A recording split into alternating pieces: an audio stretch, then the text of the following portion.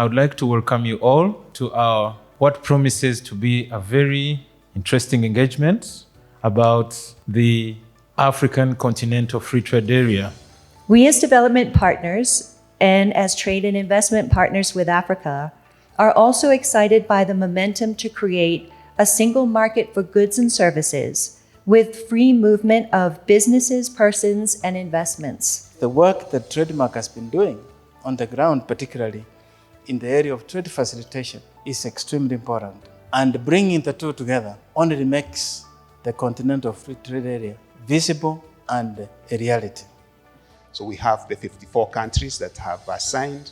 We have about 30 countries that have ratified, and the agreement is actually in force. And the plan is that we are going to have the first trading under the AfCFTA from the 1st of July 2020.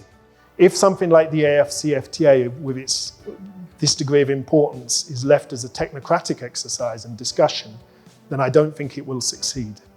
And that's why it's very important to disseminate, to make sure that the general public is aware of the potential benefits, because they are the ultimate beneficiaries. And our interventions so far have shown that we have increased access to market and traditional trading information across borders, so women now are more informed. We have also increased in the process access to export markets, which are critical for ensuring that not only women are empowered, but they're able to trade and add value to their lives. Kenya was the first country to sign and ratify the CFTA. Having signed an agreement is basically an indication that there is a door that has opened, and it's important to walk through it. But you cannot walk through it without knowing what you're going to trade. The approach in brief is that the AfCFTA will continue to encourage that non-tariff barriers that arise between state parties that are in the same recs, use the mechanism existing in that rec to try and resolve them.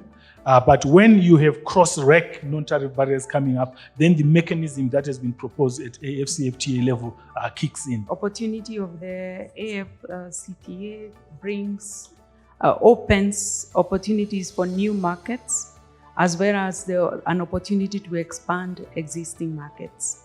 East Africa is ready and and actually there is a decision that we champion, East Africa champions the implementation of the CFTA.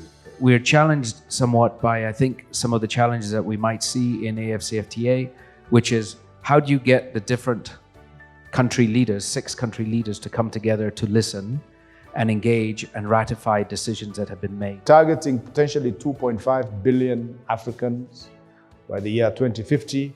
And here we go. Thank you. The benefits are many, as we heard it today.